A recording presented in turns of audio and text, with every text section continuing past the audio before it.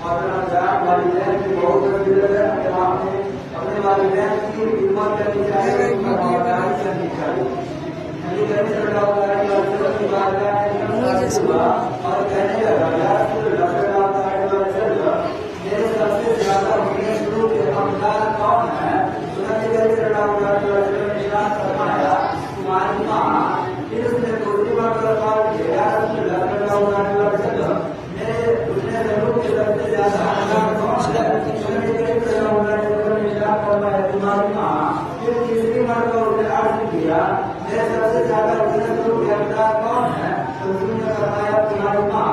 फिर उसने चौथी बार परिवर्तन किया, मेरे सबसे ज्यादा उसने शुरू के हमदार कौन है? तो नबी करीम सल्लल्लाहु अलैहि वसल्लम ने इरशाद फरमाया, तुम्हारा बाप। तो उसने 4 मरतबा सवाल किया, मेरे सबसे ज्यादा उसने शुरू का हमदार कौन है? तो उसने फरमाया, 3 मरतबा तुम्हारी माँ, चौथी मरतबा उसने फरमाया, तुम्हारा बाप। तो इससे हमें ये मालूम चला, वालिदा का जो हक है औलाद पर सबसे ज्यादा है, वालिद से ज्यादा जो हक है औलाद पर माँ का है, वालिदा का हक है। क्योंकि माँ की जिसमें आदत है, जब बच्चा रहता है तो माँ कितनी तकलीफ झेलती है, कमजोरी के कमजोरी कितनी उसके सुकम में, माँ के सुकम में माँ कितनी तकलीफें उठाती है। जब बेटा पेट में रहता है, जितने माता में रहता है, तो माँ कितनी तकलीफें उठाती है, कितनी तकलीफें झेलती है। इसलिए बेटे की परवरिश में ज्यादा हक माँ का है। क्योंकि माँ जब अपने बेटे को जनती है, जब बेटे को माँ ने जाना तो कितनी तकलीफें उठाई। इसलिए जो है बेटे पर ज्यादा हक उसकी माँ का है, क्योंकि ज्यादा तकलीफ जो उठाती है वो माँ ही उठाती है। तो 3 मरतबा उसने सवाल किया, मेरे सबसे ज्यादा उसने शुरू का कौन है? उन्होंने फरमाया, तुम्हारी माँ। चौथी मरतबा उन्होंने फरमाया, तुम्हारा बाप। तो माँ का हक जो है हम पर बहुत ज्यादा है। तो अगर कोई शख्स अपनी जिंदगी कोशिश करे, अपनी माँ की फरमाबरदारी करे, तभी जो है अपनी माँ का हक कोई अदा नहीं कर सकता। पूरी जिंदगी कोशिश करे तभी अपनी माँ का हक अदा नहीं कर सकता। एक शख्स अपनी वालिदा को, अपनी माँ को अपने कंधों पर उठाकर 7 मरतबा हज कराया। 7 मरतबा अपनी वालिदा को कंधों पर उठाकर हज कराया। जब हज करने के बाद से पारी हुआ, आखिरी मरतबा पारी हो गया, तो अल्लाह ताला की बारगाह में कहने लगा, क्या मैंने अपनी माँ का हक अदा कर दिया? मैंने 7 मरतबा अपनी माँ को कंधे पर उठाकर कराया। तो किसी कहने वाले की आवाज के कान में सुनाई दी, अभी तो तुमने एक रात का भी हक अदा नहीं किया, एक रात का भी हक अदा नहीं किया। माँ को उसने अपने कंधों पर कराया, लेकिन वो जो है अपनी माँ का जो है एक रात का भी हक अदा नहीं कर सकता। माता में जब बेटा रहता है, माँ पूरी तकलीफें हो जाती है। तो अगर माँ की खिदमत को कितना करे, अपनी माँ का जो है वो अदा नहीं कर सकता। और माँ की दुआएं हमें लेनी चाहिए, दुआएं हज़रत भाई अब्दुल्लाह है कि अक्सर फरमाया करते थे कि मुझे जो मराठी मुझे मसले मिले हैं, अक्सर मेरी माँ की दुआओं के तरीकों में मिले हैं। हज़रत भाई अब्दुल्लाह है कि अक्सर फरमाया करते थे, जितने भी मसले मुझे मिले हैं सब मेरी माँ की दुआओं के सदक़े में मिले हैं। आप फरमाते हैं, एक दिन रात का समय था, मेरी माँ ने मुझे पानी मांगा, मेरे बेटे मुझे प्यास लगी है, मुझे पानी लाओ पीने के लिए। तो उसने इत्तेफाक से रात का समय था, घर में पानी मौजूद न था। हज़रत है रात के समय में ही जाते हैं नहर पर पानी लाने के लिए, और जब पानी लेकर आते हैं घर पर, तो उनकी माँ जो है नींद में सो गई। उनकी माँ जो है उनकी माँ सो गई, पानी के लिए आए, उनकी माँ सो गई।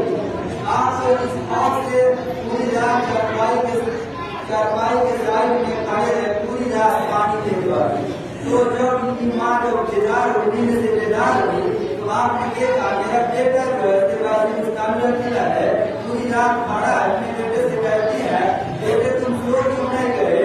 तो कहते हैं, और तो नहीं सोया, तुम अगर नींद से बेदार हो और तुम पानी तड़प कर तुम वो पानी पीने की आदत, तुम पानी नहीं पी पाती, इस और से अपनी माँ की फरमाबरदारी की तरह करते हैं कि 10 दिन माँ पानी नहीं पी सके,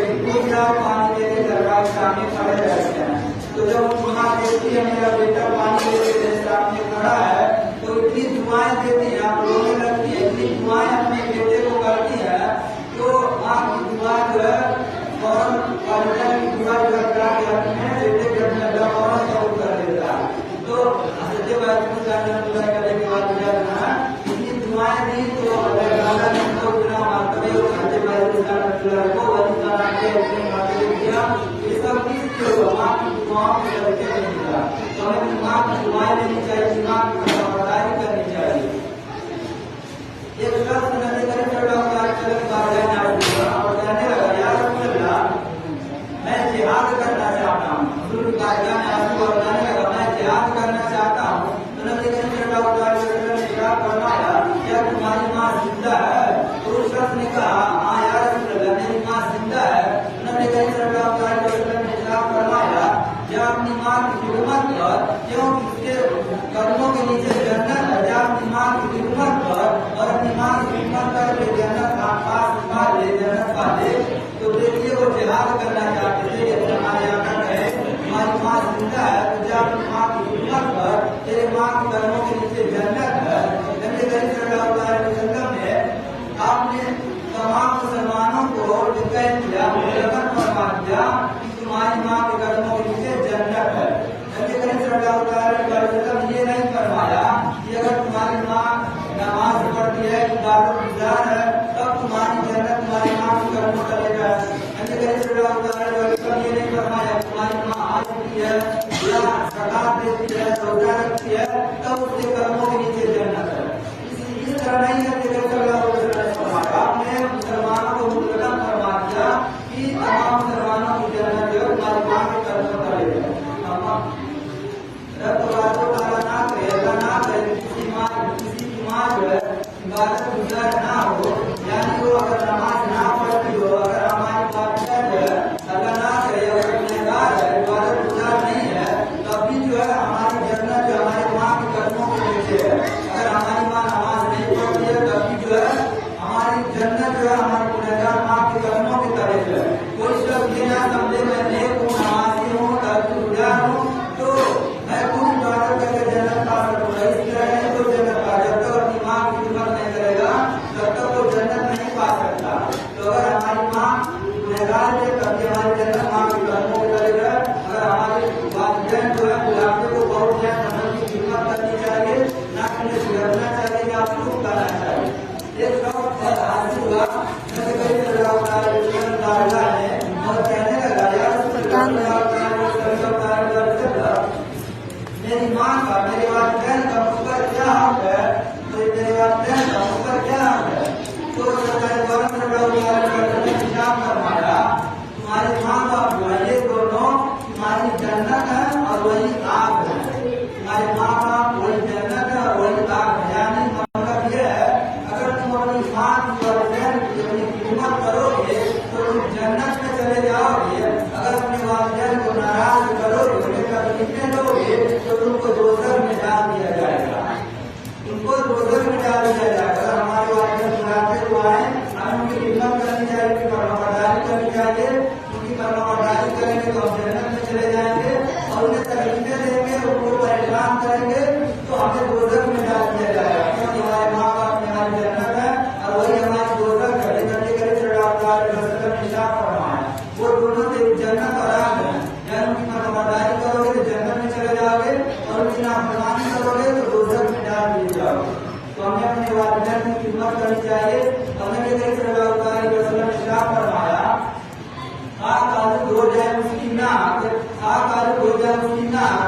जो बुढ़ापे को अपने बुढ़ापे अपने वालिदैन को पाए और उनकी खिदमत करके जन्नत हासिल करे। मतलब वालिदैन का बहुत है हुकूक है अपने वालिदैन हुकूक को पहचानना चाहिए और वालिदैन के चेहरे को देखना सवाब है। नबी करीम सल्लल्लाहु अलैहि वसल्लम ने इरशाद फरमाया कोई शख्स अपने वालिद के चेहरे को अपने वालिदैन के चेहरे को एक मरतबा सिर्फ मोहब्बत की निगाह से देखे तो उसे अच्छे मकबूल का सवाब मिलता है। यानी कोई शख्स अपने माँ बाप के चेहरे को मोहब्बत से देखता है तो उसे अच्छे मकबूल का सवाब मिलता है।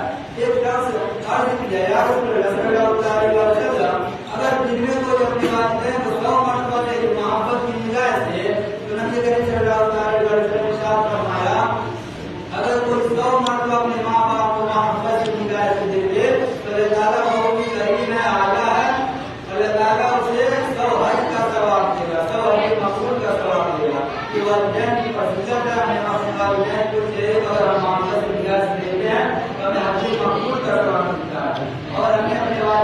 हिम्मत करनी चाहिए।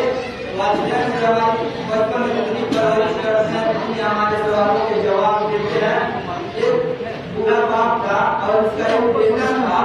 बेटे ने बचपन में अपने वालिद से कहा, एक दीवार पर कौवा बैठा हुआ था, तो अपने अब्बू से कहता है, अब्बू वो कौन सा परिंदा है? तो बाप कहता है, बेटे वो कौवा है। फिर वो बच्चा दोबारा कहता है, अब्बू वो परिंदा जो कौवा है। फिर बाप मोहब्बत से कहता है, हाँ बेटे वो कौवा है। इस तरह बेटे ने बच्चों की आदत होती है बार बार सवाल करना, बचपन की आदत में। तो उसने बच्चा को 100 मरतबा पूछा अपने अब्बू से, अब्बू वो परिंदा कौवा है? बाप मोहब्बत से कहा, हाँ बेटा वो कौवा है। और बाप जो है लिख रहा था, यानी बचपन में लिख लिया था कि बचपन में मेरे बेटे ने 100 मरतबा मुझसे सवाल किया है। तो दिन गुजर गया, बाप बेटा पूरा हो गया और बेटा जवान हो गया। तो बाप देखता है कि दीवार पर कौवा बैठा हुआ है, अपने बेटे से कहता है, मेरे बेटे वो कौवा दीवार पर कौवा बैठा हुआ है। तो बेटा कहता है, हाँ वो परिंदा कौवा है। फिर बेटा पूछता है, बाप पूछता है कि बेटे वो परिंदा कौवा है? तो बाप जो था वो झुलक गया, गुस्सा हो गया, कहा मैं आपको बार बार कह रहा हूँ जो परिंदा कौवा है, आप कहाँ दिए हुए हैं। तो वही मतलब बेटा नाराज हो गया। और जब बाप पूरा हो गया था तो वही मतलब नाराज हो गया। तो जब बाप क्या किया, वो डिग्री निकाला और कहा, बेटे ये पढ़ लो, तुमने बचपन में मुझसे 100 मरतबा सवाल किया था मोहब्बत से, मैंने तुमको मोहब्बत से जवाब दिया था वो कौवा है, और तुम 2 ही मरतबा मुझसे नाराज हो गए। तो देखिए, अगर हम अपने वालिदैन को जैसा सलूक करेंगे बुढ़ापे में, वैसे हमारी औलाद हमारे साथ सलूक करेगी। अगर हम अपने वालिदैन को तकलीफें देंगे तो हमारी औलाद हमें तकलीफें देगी। हमें चाहिए अपने वालिदैन की खिदमत करें। अगर हम अपने वालिदैन की खिदमत नहीं करेंगे तो वैसे हमारे बेटे हमारे साथ वैसा सलूक करेंगे। और एक वाक्या और है, एक बाप और था और उसका बेटा था। बेटा जब बाप से बहुत परेशान हो गया, अपने बाप को कहने लगा, अब्बू आप कहीं आप यहाँ से चले जाए, यहाँ की वजह से घर का निजाम बिगड़ रहा है, हमें तकलीफें हो रही है। तो बाप कहता है, मैं इस बुढ़ापे में कहाँ जाऊँगा? अगर तुमको मुझसे इतनी तकलीफ होती है तो मुझे तुम्हें कहीं जाकर छोड़ दो। तो बेटा कहता है, ठीक है। अपने अब्बू को लेकर जाता है। जैसे लेके जाने लगता है तो उस बाप का एक पोता था, 9 साल का था। वो कहने लगा, दादा जान मैं भी चलूंगा आपके साथ। तो 9 साल का बच्चा जो था वो भी साथ में जाने लगा। चलते चलते जंगल में गए ये तीनों लोग, और ये बेटा जो था अपने बाप को एक कंबल दिया और कंबल दे के वापस होने लगा। तो जो 9 साल का बच्चा था वो कहने लगा, बुढ़ू के मैं भी जाता हूँ। अपने दादा जान के पास जाता है और वो कंबल को लेता है अपने दादा जान से, उसको 2 टुकड़े कर देता है। एक टुकड़ा पुत्र को देता है और एक टुकड़ा अपने दादा जान को दे देता है। जब एक टुकड़ा अपने अब्बू के पास आता है तो बाप पूछता है अपने बेटे से, बेटे तुमने आधा कंबल क्यों ले लिया अपने दादा जान से? तो 9 साल का बच्चा कहता है, अब बुढ़ा जवान है और मेरे दादा जान बूढ़े हो गए हैं, तो आप अपने अब्बू को जो है आप एक चादर का टुकड़ा से कंबल का टुकड़ा लेकर घर से निकाल दिए हैं। मैंने ये फैसला किया है, मैंने चादर का कंबल का टुकड़ा इसलिए लाया है, जब मैं जवान हो जाऊंगा और आप बूढ़े हो जाएंगे, मेरी कंबल का टुकड़ा जो आपको लेके घर से निकाल दूंगा।